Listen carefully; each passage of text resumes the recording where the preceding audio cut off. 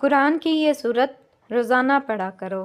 ملک الموت ماں سے زیادہ مہربان ہوگا، روح کو نرمی کے ساتھ جسم سے نکالے گا، منکر نکیر کے سوالات سے بھی محفوظ رہے گا، قبر کے چاروں اطراف نور ہی نور برسے گا۔ وہ صورت یہ ہے۔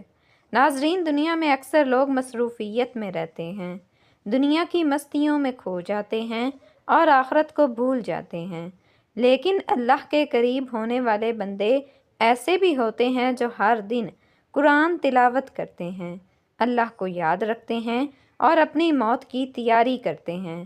ایسے بندے کے لیے اللہ کا کرم بے بہا ہے۔ جب وہ روزانہ قرآن کی تلاوت کرتا ہے اور دل سے اللہ کو یاد کرتا ہے تو آخرت میں اس کے لیے عظیم برکتیں نازل ہوتی ہیں۔ خاص طور پر ایک صورت ہے جو اگر وہ بندہ روزانہ پڑھے تو موت کے وقت ملک الموت جو روح کو سختی سے نکال دے وہ بھی اس بندے کے ساتھ مہربان ہو جاتا ہے، منکر نکیر کے سوالات سے محفوظ ہو جاتا ہے، قبر کے چاروں اطراف نور ہی نور برسنے لگتا ہے، ملک الموت ماں سے زیادہ مہربان ہو جاتا ہے، اللہ کی رحمت اس پر شامل ہوتی ہے۔ یہ وہی بندے ہیں جو دنیا کی مصروفیات میں بھی اللہ کو یاد رکھتے ہیں اور اپنی آخرت کے لیے تیاری کرتے ہیں۔ ایسے انسان کے لیے موت کا لمحہ خوفناک نہیں ہوتا بلکہ اللہ کی رحمت اور نور سے بھرپور ہوتا ہے۔ تو ناظرین، آپ کو یہ بات جان لینی چاہیے کہ ملک الموت کسی پر مہربان نہیں ہوتا، نہ کسی کو معاف کرتا ہے، نہ ہی کسی کو آسانی سے چھوڑتا ہے۔ موت کا لمحہ اتنا سخت اور تکلیف دہ ہوتا ہے کہ اس کا احساس نہ تو جوان لوگ کر پاتے ہیں اور نہ ہی کوئی تجربہ کار انسان اس کی شدت کو سمجھ سکتا ہے۔ قبر کی پہلی رات بے حد سخت ہوتی ہے، انسان اپنے اعمال کے حساب سے وہاں جواب دہ ہوتا ہے۔ یہ وہ وقت ہوتا ہے جب قبر کی حقیقت سامنے آتی ہے، روشنی اور ظلمت کا فرق واضح ہوتا ہے اور جو لوگ تیاری کے بغیر آتے ہیں ان کے لیے خوفناک اور پریشان کن لمحے ہوتے ہیں۔ لیکن اللہ کی رحمت ہے کہ جو شخص قرآن کو، اللہ کی یاد کو یاد رکھتے ہیں اور اپنی موت کی تیاری کرتے ہیں تو ملک الموت بھی ان کے ساتھ مہربان ہو جاتا ہے۔ محترم ناظرین، اللہ تعالیٰ قرآن مجید پارہ نمبر 29 سورہ القیامہ میں آیت نمبر 22 تا 23 میں ارشاد فرماتا ہے، ترجمہ: کچھ منہ اس دن تر و تازہ ہوں گے، اپنے رب کو دیکھتے ہوں گے، اور کچھ منہ اس دن بگڑے ہوئے ہوں گے، سمجھتے ہوں گے کہ ان کے ساتھ وہ کچھ کیا جائے گا جو کمر توڑ دے گا۔ ہاں ہاں، جب جان گلے تک پہنچ جائے گی اور کہیں گے کہ ہے کوئی جو جھاڑ پھونک کرے، اور وہ سمجھ لے گا کہ یہ جدائی کی گھڑی ہے اور پنڈلی سے پنڈلی لیٹ جائے گی۔ اس دن تیرے رب ہی کی طرف ہانکنا ہے۔ ان آیات میں مومن اور کافر کی پہچان کا ذکر ہے کہ مومن کا چہرہ تر و تازگی بسبب دیدار الہی کے جو برحق ہے ظاہر ہوگی، مگر کافر کا منہ کالا بدنما ہوگا جو اس کے دل کا حال ظاہر کرے گا۔ بنا ایسے دل و جگر کی بیماری والے کے ہوتا ہے جو بسبب سخت عذاب اور رسوائی کے مرتے وقت ہی ظاہر ہو جاتا ہے کہ کافر کی جان اس کے جسم سے کھینچ کر نکالی جائے گی جو پاؤں کے ناخنوں سے شروع ہوگی۔ اس وقت کافر جھاڑ پھونک کا مطالبہ کرے گا تاکہ اسے شفا ہو اور وہ بچ جائے، یا پھر اس کی جان آسانی سے نکلے، یہ سمجھتے ہوئے کہ اب جدائی کی گھڑی ہے، اپنے بال بچوں اور گھر بار وہ چھوڑ کر جا رہا ہے جس کا اسے بہت دکھ ہوگا، مگر وہ عذاب الہی میں گرفتار ہو کر مثل جانوروں کے ہانکا جائے گا۔ ذلت کا عذاب اس کی کمر توڑ دے گا۔ اس کے برعکس مومن عذاب الہی سے محفوظ رہے گا۔ دیدار الہی کا جذبہ اس کے چہرہ سے ظاہر ہوگا، بالکل اسی طرح جس طرح پیارا پیارے سے ملتا ہے۔ تمام عالم غیب کی خبریں ہیں جو اللہ تعالیٰ نے حضور نبی کریم صلی اللہ علیہ وسلم کو عطا فرمائی ہیں۔ ایمان میں اضافہ اور ارشادات کی روشنی میں مومن کے لیے ہدایت عطا ہو گئی تاکہ اس پر عمل کر کے وہ انعامات پانے کا مستحق ہو سکے جو خدا اور رسول نے اور اللہ کے نیک بندوں نے بیان کیے ہیں، کیونکہ مومن کے لیے موت کا پیغام حضور نبی اکرم صلی اللہ علیہ وسلم سے ملنے کا ذریعہ ہے کہ دیدار کا دن ہے، موت کسی کو چھڑاتی ہے اور کسی کو ملاتی ہے، لہٰذا موت کافر کی رسوائی کا وقت ہے اور مومن کی عزت افزائی کا دن ہے۔ حضور نبی کریم صلی اللہ علیہ وسلم نے فرمایا کہ پیر اور جمعہ رات کو لوگوں کے اعمال خدا کی بارگاہ میں پیش ہوتے ہیں۔ جمعہ کو ماں باپ پر ان کی اولاد کے اعمال پیش ہوتے ہیں۔ جب اہل قبور کو ان کے رشتہ داروں کے نیک اعمال کی اطلاع ملتی ہے تو ان کے چہرے خوشی سے کھل اٹھتے ہیں۔ اس لیے اے بندگان خدا، اپنے بد اعمال سے اپنے رشتہ داروں کو قبر میں ایذا نہ دو۔ کفار کا کیا حال ہے کہ وہ تو خود عذاب میں مبتلا ہوتے ہیں، انہیں دوسروں کی کیا فکر۔ اللہ کی اطاعت میں زندگی کا مقام۔ طبرانی نے حضرت عبادہ بن صامت رضی اللہ تعالیٰ عنہ سے روایت کیا ہے کہ حضور نبی کریم صلی اللہ علیہ وسلم نے فرمایا کہ کیا میں تمہیں سب سے بہتر آدمی کی خبر نہ دوں؟ اس پر صحابہ کرام نے عرض کیا کہ فرمائیے۔ حضور نبی کریم صلی اللہ علیہ وسلم نے فرمایا کہ تم میں اسلام کی حالت میں جس کی عمر زیادہ ہو اور اس نے کام اچھے کیے ہوں۔ احمد، ترمذی اور ابن ماجہ نے حضرت انس رضی اللہ تعالیٰ عنہ سے روایت کیا ہے کہ حضور نبی کریم صلی اللہ علیہ وسلم ایک نوجوان کے پاس نزاع کے وقت تشریف لے گئے اور اس سے دریافت کیا کہ کیا حال ہے۔ اس نے بتایا کہ اللہ تعالیٰ سے ثواب کا امیدوار ہوں اور اپنے گناہوں سے ڈرتا ہوں۔ اس پر حضور نبی کریم صلی اللہ علیہ وسلم نے فرمایا، یہ دونوں چیزیں جس شخص کے دل میں جمع ہوں گی، اللہ تعالیٰ اس کی امید بھر لائے گا اور اسے ڈر سے محفوظ رکھے گا۔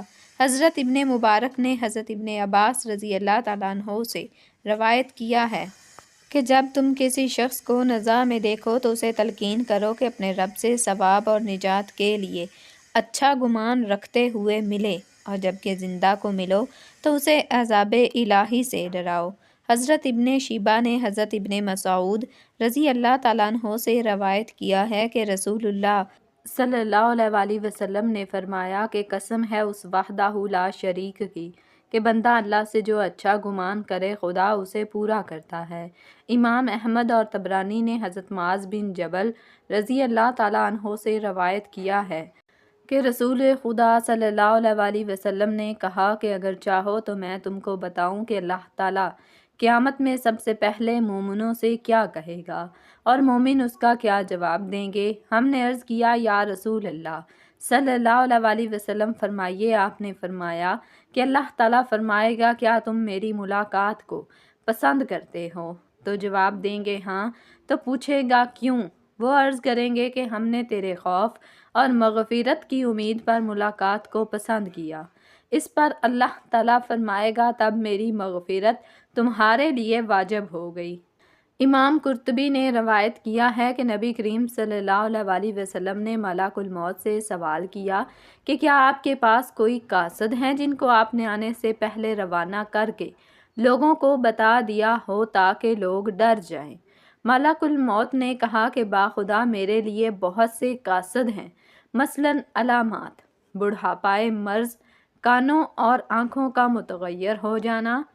لوگ نصیحت پکڑیں، جب وہ نصیحت نہیں پکڑتے تو میں ندا کرتا ہوں کہ یکے بعد دیگرے میرے قاصد تمہارے پاس آئے تھے، اب میں خود آ رہا ہوں کہ میرے بعد اب کوئی قاصد نہ آئے گا۔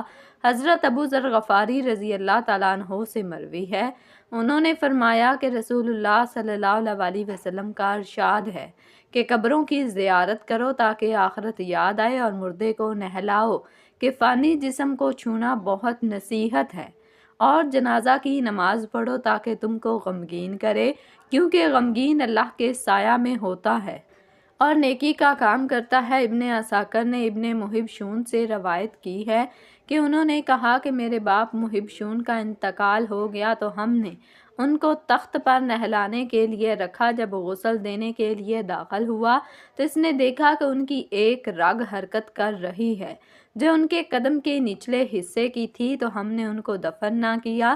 3 دن کے بعد وہ اٹھ کر بیٹھ گئے اور کہا کہ ستو لاؤ۔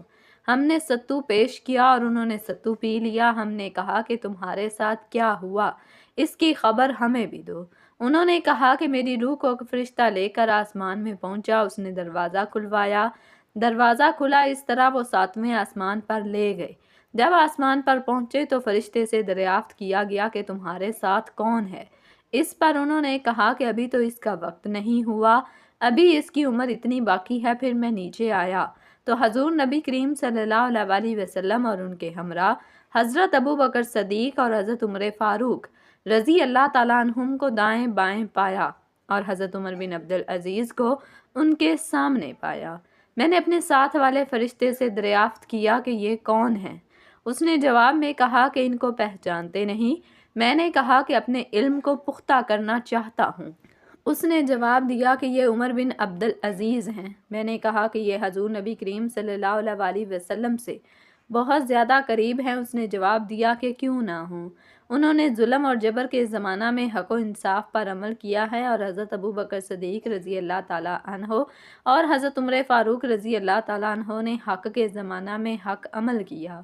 ابن مندہ نے کتاب الارواح میں بسنت مجاہد سے روایت کی کہ حضور صلی اللہ علیہ وسلم نے فرمایا کہ جب مومن کی موت کا وقت ہوتا ہے تو ایک فرشتہ اچھی صورت میں خوشبودار مہک کے ساتھ آتا ہے، وہ روح قبض کرنے کے بعد بیٹھ جاتا ہے، اس کے ساتھ 2 فرشتے ہوتے ہیں، وہ جنت کی خوشبو اور کفن لاتے ہیں اور اس سے دور بیٹھ جاتے ہیں۔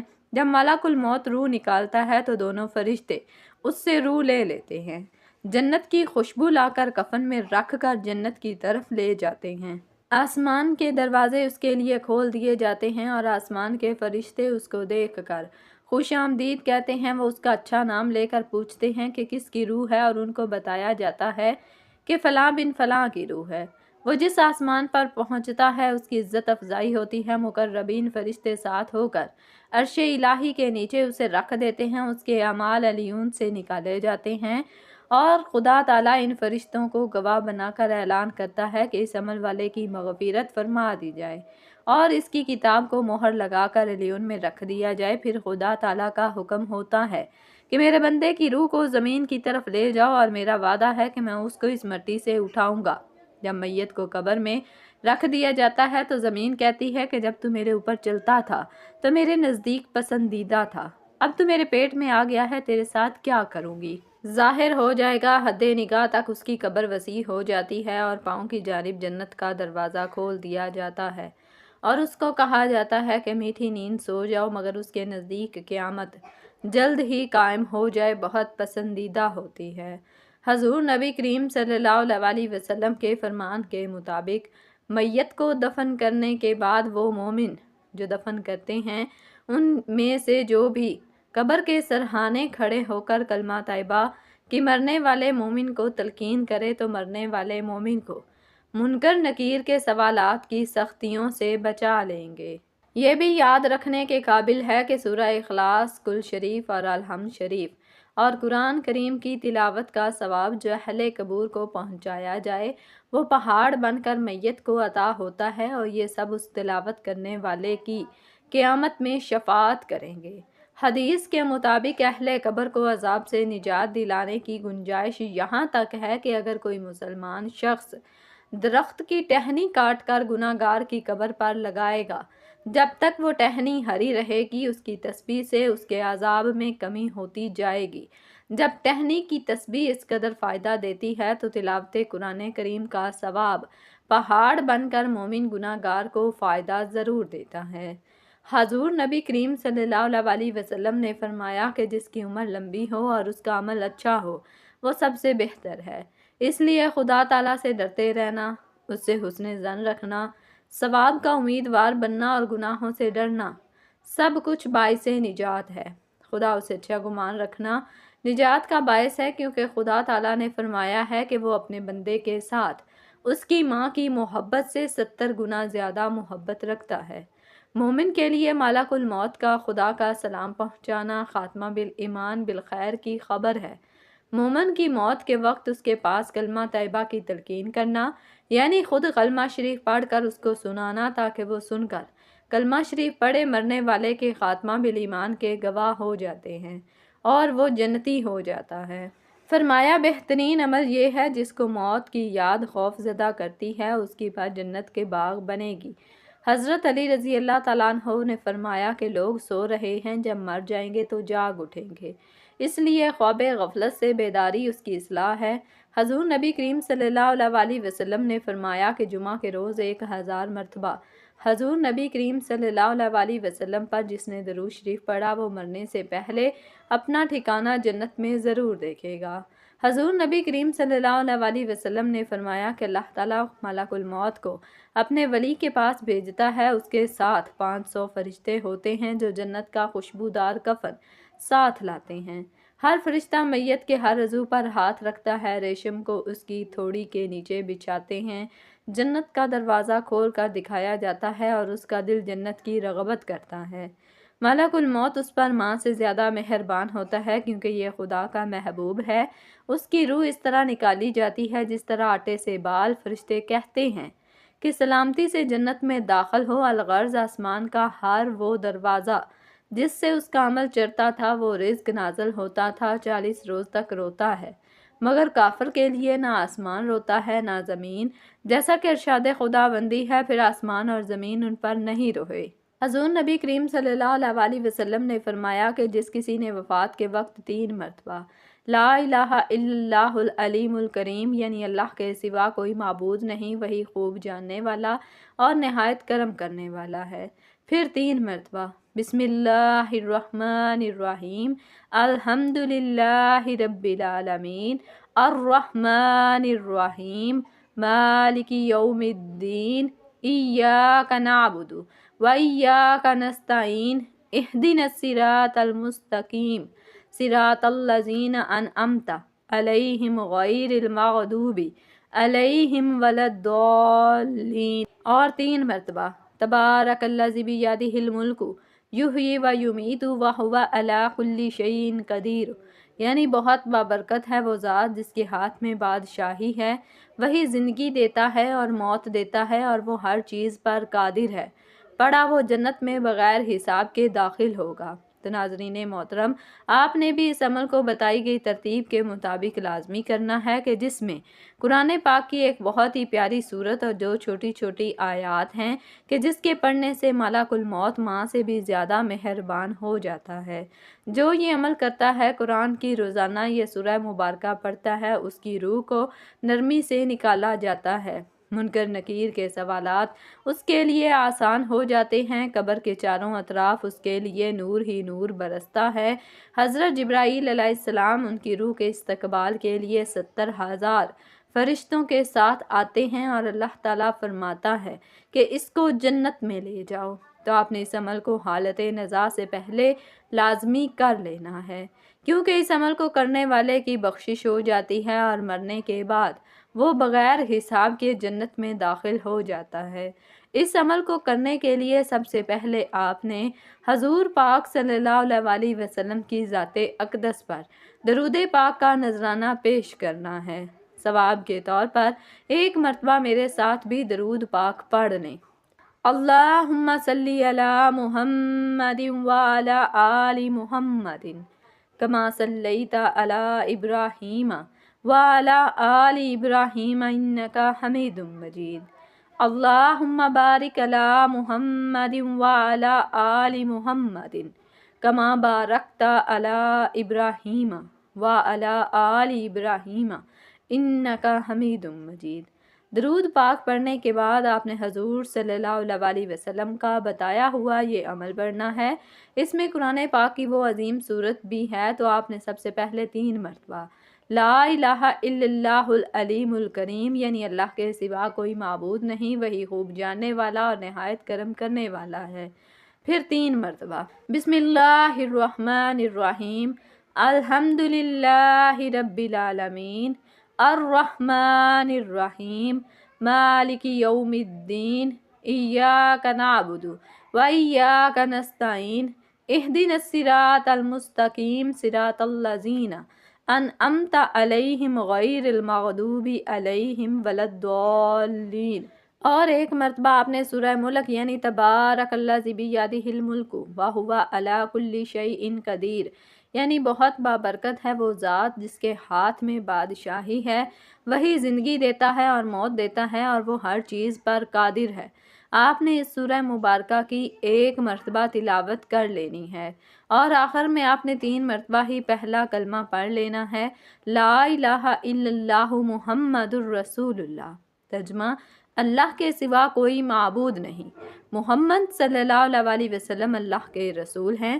حضور نبی کریم صلی اللہ علیہ وسلم نے فرمایا کہ دنیا میں موت کی یاد میں جب ولی کی روح نکل جاتی ہے 500 فرشتے اس کے پاس کھڑے ہوتے ہیں۔ جب لوگ اس کے پہلو لٹانا چاہتے ہیں، یہ فرشتے اسے پہلے ہی لٹا دیتے ہیں۔ لوگوں کے کفن پہنانے سے پہلے اسے کفن پہنا دیتے ہیں، خوشبو لگانے سے پہلے خوشبو لگا دیتے ہیں۔ اس کے گھر سے قبر تک 2 قطاریں فرشتوں کی کھڑی ہو جاتی ہیں، اس کے لیے استغفار پڑھتے ہیں۔ یہ قدر و منزلت دیکھ کر شیطان چیختا ہے۔ جب ملک الموت اس کی روح کو آسمان پر لے جاتے ہیں، حضرت جبرائیل علیہ السلام 70,000 فرشتوں کے ساتھ اس کا استقبال کرتے ہیں اور اس کو بشارت دیتے ہیں۔ جب ملک الموت اس کو لے کر عرش پر پہنچتا ہے، وہ روح خدا کی بارگاہ میں سجدہ ریز ہو جاتی ہے اور خدا تعالیٰ کی بارگاہ سے حکم ہوتا ہے کہ اس کو جنت کے باغوں میں اور نعمتوں کی طرف لے جاؤ۔ عالم برزخ کے متعلق کتاب کا مطالعہ کرنے سے بڑے بڑے واقعات ظاہر ہوتے ہیں۔ ان کو اس لیے پیش کیا جا رہا ہے تاکہ اہل ایمان جہاں اس کے مطالعہ سے فائدہ اٹھائیں، وہاں نبی کریم صلی اللہ علیہ وسلم پر ایمان لائیں۔ یاد رکھیں کہ ملک الموت بھی ایک فرشتہ ہے جس کا سردار حضرت جبرائیل علیہ السلام ہے، اور جب حضرت جبرائیل علیہ السلام حضور نبی کریم صلی اللہ علیہ وسلم کے مقام کو نہ جان سکے اور سدرۃ المنتہا پر رک کر وہیں کے ہو گئے، تو خدا کے رسول صلی اللہ علیہ وسلم نے معراج کی رات حضرت جبرائیل امین علیہ السلام سے کہا کہ اے جبرائیل، مجھے گھر سے لا کر خود راستہ میں رک گئے ہو، کیا وجہ ہے؟ ابھی تو سفر باقی ہے اور آگے ہے۔ تو حضرت جبرائیل امین علیہ السلام نے عرض کیا کہ یہ میرا آخری مقام ہے، اس سے آگے بال بھر بھی بڑھوں گا تو میرے یہ پر تجلیات الہیہ سے جل جائیں گے۔ معلوم ہوا کہ حضرت جبرائیل امین علیہ السلام کا یہ مقام ہے، تو اس کے ماتحت عملہ میں ملک الموت کا حال بھی ان سب کو معلوم ہے۔ حضور نبی کریم صلی اللہ علیہ وسلم کا مقام لا مقام قاب قوسین کے مقام پر، یعنی جہاں پر 2 قوس کا فاصلہ تھا، وہ قوس کا دائرہ ایک حصہ ہے، تو خدا تعالیٰ کے نور کے دائرہ اور نبی کریم صلی اللہ علیہ وسلم کے نور کے دائرہ کی قوسین یہاں مل گئی، بلکہ اعلیٰ و ادنا یعنی اس سے بھی کم کے قوسین آپس میں کٹ گئی۔ خدا تعالیٰ کے نور نے حضور کے نور کو اپنے اندر ایسے لے لیا جس طرح کے دائرہ کے اندر نقطہ کا مقام ہے، تو وہاں حضور اقدس صلی اللہ علیہ وسلم نے خدا تعالیٰ کا دیدار کیا، اور سورہ انجم میں خدا تعالیٰ نے فرمایا کہ حضور صلی اللہ علیہ وسلم نے اس طرح ٹکٹکی باندھ کر خدا تعالیٰ کا دیدار کیا کہ آنکھ نہ پھیری نہ جھپکی اور دل بھی ہوش میں رہا، اور جو آنکھ نے دیکھا اس کی تصدیق کرتا رہا۔ معلوم ہوا جب ملک الموت حضرت جبرائیل علیہ السلام کے ماتحت حملہ ہو کر یہ مقام رکھے کہ دنیا کے سامنے مثل تشت ہو اور جہاں سے چاہے اٹھا لے، تو حضور اقدس صلی اللہ علیہ وسلم کے علم کا کیا مقام ہے؟ لہٰذا عالم برزخ کے حالات سے باخبر ہو کر کلمہ گو کو چاہیے کہ وہ حقیقت کو نہ جھٹلائے، بلکہ اپنی تیاری کرے کہ ایک دن اس نے بھی موت کا مزہ چکھنا ہے۔